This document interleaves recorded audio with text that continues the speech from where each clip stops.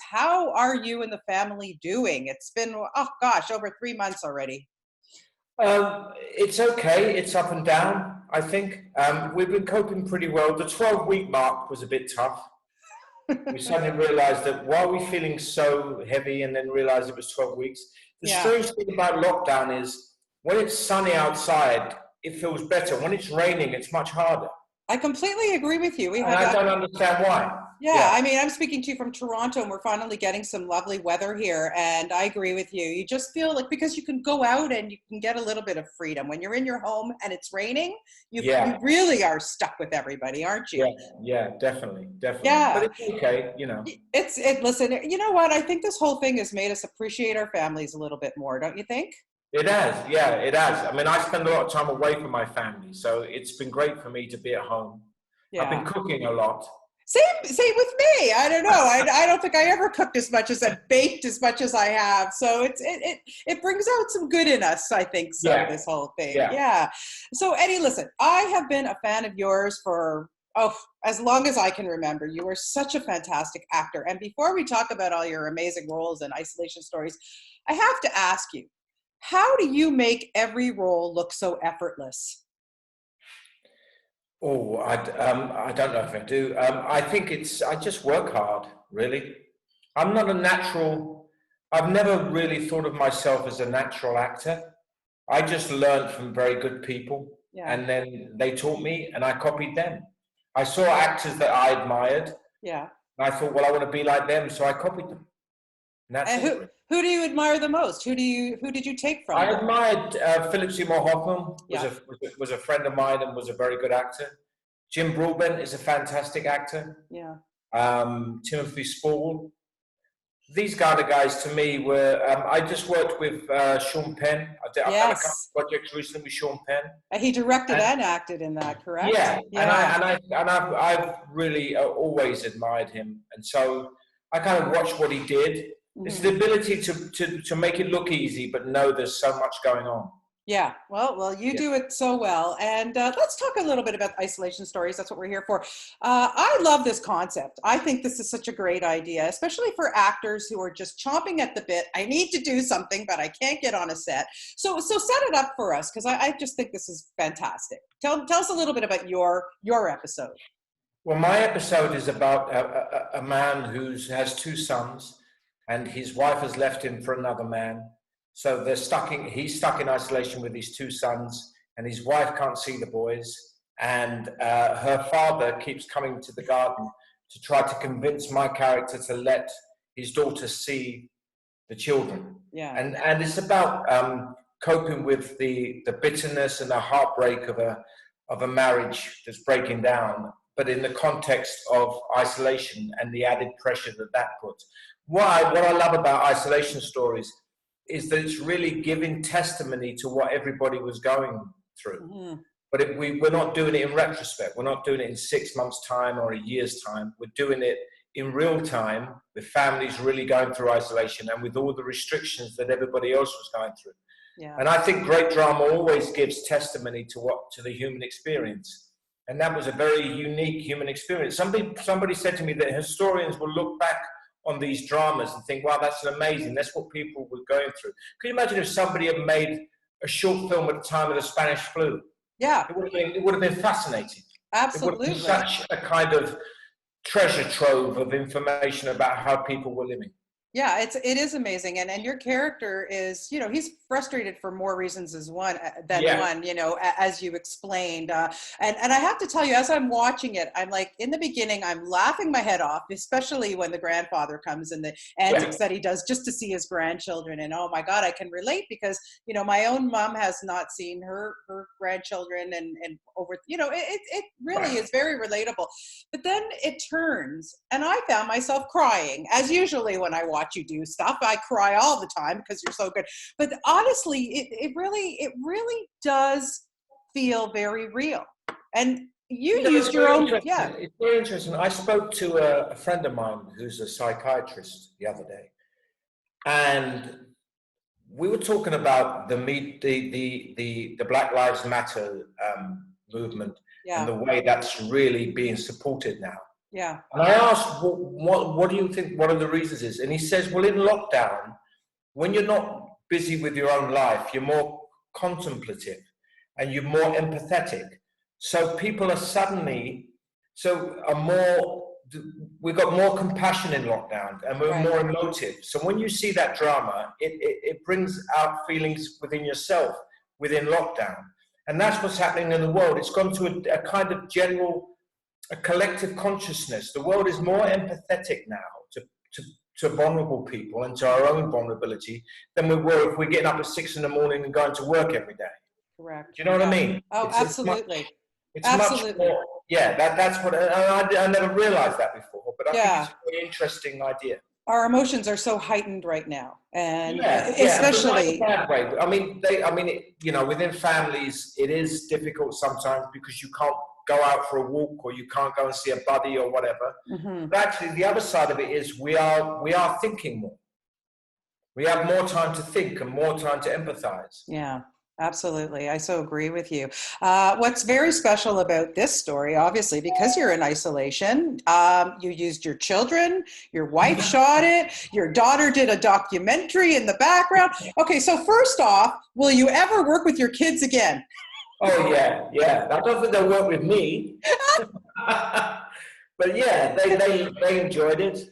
Yeah. They've spent their lives on film sets because their mum's a makeup artist. Exactly. So they're used to having a very holistic view of film sets. They're not like movie star children. They're married to the crew, really. They're the family of the crew. Right. So they have a very, very down to earth view of it all, and they know that it's a job. Actually, my job is the least respected of the family. My wife's creativity is much more respected than mine. Oh, I don't know. I think you're both pretty equal, that's for sure. But, at least people will like to know that, Eddie Marsan actually vacuums his own home. This is what my wife found was hilarious. And also because we had to do everything for ourselves, I had to clean the windows because it had to be clean. And she would say, you haven't done that in 20 years. There's me cleaning the windows. I kept asking somebody somewhere to give me a coffee, but nobody was there. Yeah, really. I mean, there was a coffee in a trailer and there was no one there. That is hilarious. And so after it was all said and done, like, how did your boys feel about it? Is this something that they want to do? Do they want to follow in your footsteps? Yeah, the youngest one, Bodie, has already done a movie. Yeah. He's been in a movie that's coming out later this year.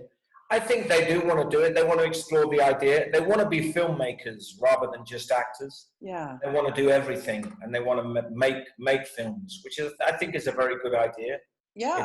I encourage them to be filmmakers rather than actors. I was going to ask you, what's the best piece of advice that you can give your boys after being in the business for so many years? Well, the best piece of advice anybody ever gave me was to strive to have an ordinary life and an extraordinary career. Don't try and have an extraordinary life. You'll have a very ordinary career. So that's the best advice. And I think that's, get married, have kids, have a mortgage, have worries, and then let your career be amazing, but live a normal life. Does it help you to be based in London, or in England, as opposed to, you do so much work in North America? That was a conscious decision, I guess, to stay there?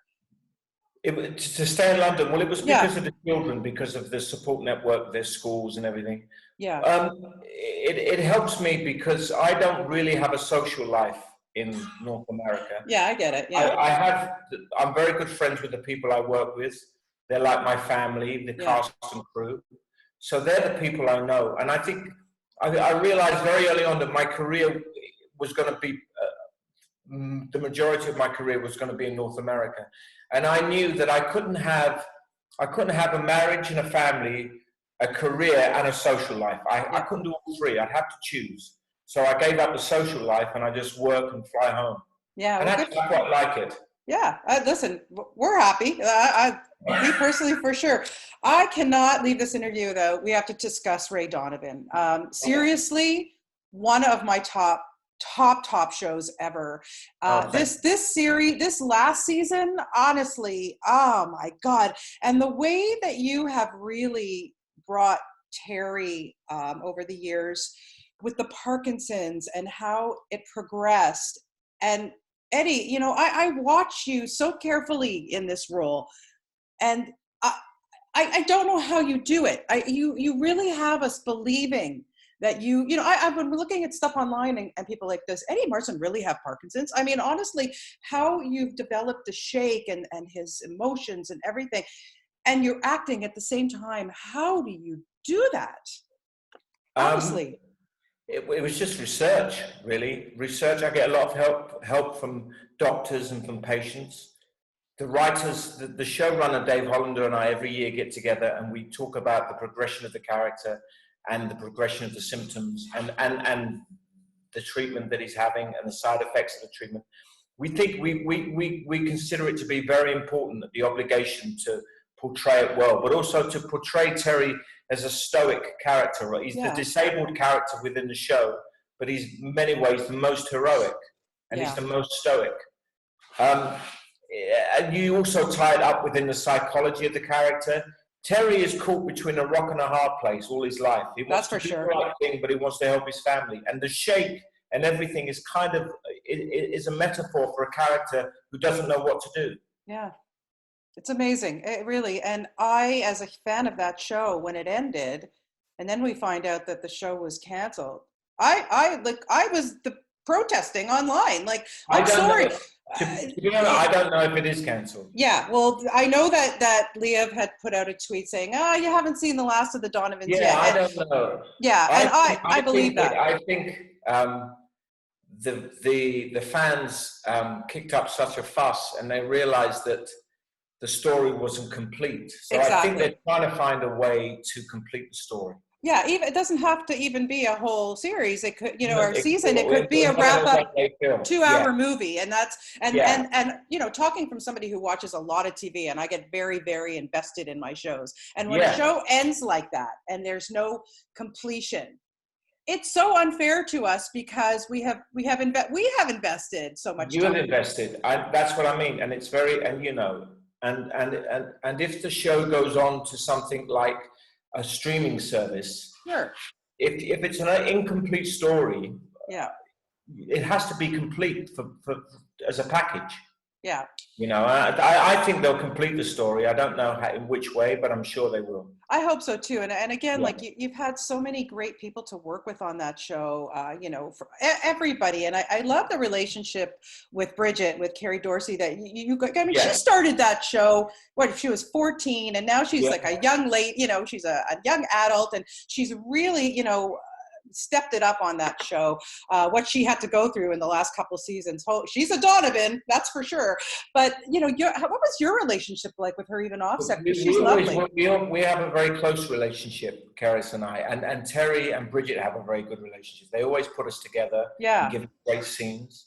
I think she's a wonderful actress. When she was 14, she was a wonderful actress, but she's developed now. I think she'll go on to have a great career. She's been one of the things I've been most proud about in Ray Donovan, is to see her development. Yeah. Because she's so down to earth. She's got such a great family, and she works really hard. She's always studying. She sent me an email the other day. She's a drama teacher of mine from London is doing an online course, an international online course. She emailed me. She said, "I'm doing this course." Right. I mean, this is the young actress who's really successful, but she still wants to study and learn. Good for her. She's amazing. Amazing. Yeah, I just love everybody on that show. I mean, John Voight is a riot to watch. But God, like, just when you think he can't do anything worse, Mickey, like, honestly, it's such a well-written and well-acted show. So congratulations. And I honestly keep my fingers crossed that we will see more of you guys. I really do. Quickly, I know you're saying you've got so many things coming up that are in the can, but I did want to ask you a little bit about the Sean Penn film, because, you know, to go back to that, yes, he is one of my absolute favorite actors and directors. He's so talented. And what was it like to have him direct you in a film? Well, we worked together in a film in Ireland about 4 years ago called The Professor and the Madman, and we got on very well. And then my agent called me and said he wants you to do this part, and his daughter. It was a scene with his daughter, and I just came in. And I know why. I mean, I understand. I think why people employ me. They employ me because I come in and I do the job with very little fuss. Yeah. And I think he you know, he's got his daughter there. she's playing the lead in this movie, and he wants people who are going to support her. He wants someone to come in and give her support, and that's what I thought I wanted to do, because I'm a dad myself. So I came in, and he's amazing. When you see him direct, he dances with the camera. And even as an actor, he kind of does this psychological dance with the camera. And it was wonderful to watch him work. He reminded me a bit of Spielberg. Spielberg does that. Spielberg does this kind of choreography with the camera, very improvised at the moment. And Sean was a bit like that. There's a level of understanding of the art form, that they have such a deep level of the understanding. Yeah. What is the main reason why you take a role? Is it a director? Is it what is it for you that attracts you to something? I always try to do something that's completely different to the thing I did before. Britain has a very class-ridden society. There's a very strict class code. And people of my class, which is very blue collar, we don't have very diverse stories told about us, because there's not many people from our background writing the stories or producing. Mm-hmm. So I realized that if I just played somebody from my background, that I wouldn't have a very diverse career, and I would face a lot of unemployment. So if I wanted to have a fulfilled career, I had to bring the diversity. Yeah. So I worked on being as diverse as I could. And then, and what I do is I try and do, the next thing I do has to be completely different from the thing I did before. I don't wait around for somebody to write something for me. I create the diversity myself.